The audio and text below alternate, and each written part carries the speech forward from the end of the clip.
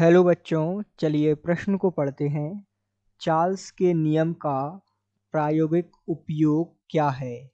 तो आइए बच्चों, मुख्य अवधारणा को समझते हुए हम इस प्रश्न को हल करते हैं।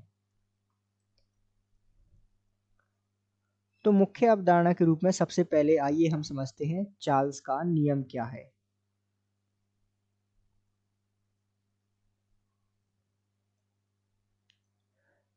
तो यदि हम चार्ल्स के नियम की संक्षिप्त में चर्चा करें तो इस नियम के अनुसार जब हम दाब को नियत रखते हैं तो जो आयतन होता है गैस का वो ताप के समानुपाती होता है। ये जो है चार्ल्स का नियम कहता है, अर्थात B/T बराबर यहाँ हम लिख सकते हैं K, जो कि एक नियतांक होता है। तो ये जो है चार्ल्स का नियम है। अब इस आधार पर हम इसके प्रायोगिक सत्यापन समझते हैं, जैसे कि हमारे दैनिक जीवन में चार्ल्स का नियम का क्या उपयोगी है, इसका कुछ प्रायोगिक सत्यापन हम देखते हैं।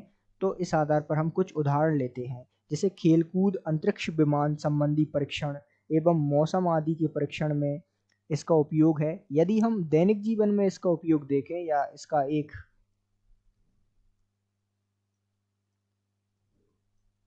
उदाहरण समझें तो कुछ इस प्रकार है कि जब आप जो गर्म वायु का गुब्बारा होता है वो किस प्रकार जो है ऊपर बढ़ता जाता है, यदि उसको हम समझे चार्ल्स के नियम के आधार पर, तो हम जैसे जैसे ताप बढ़ता है आयतन बढ़ता है, क्योंकि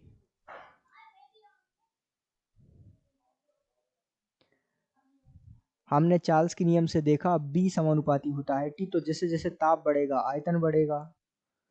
तो चूंकि द्रव्यमान यहाँ स्थिर रहता है, क्योंकि द्रव्यमान तो निश्चित जो है आ चुका है, तो द्रव्यमान यहाँ इस स्थिति में स्थिर रहेगा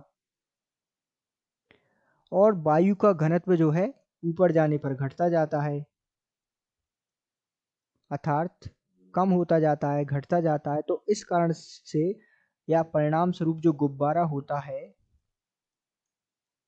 वो ऊपर उठता जाता है, अर्थात सामान्य जीवन में हम देखते हैं कि जैसे ही हम हाथ से गुब्बारा छोड़ते हैं वो आकाश की तरफ ऊपर उठता जाता है। तो इसके पीछे का कारण क्या है कि ताप बढ़ने पर जो है आयतन बढ़ता है चार्ल्स के नियम के अनुसार।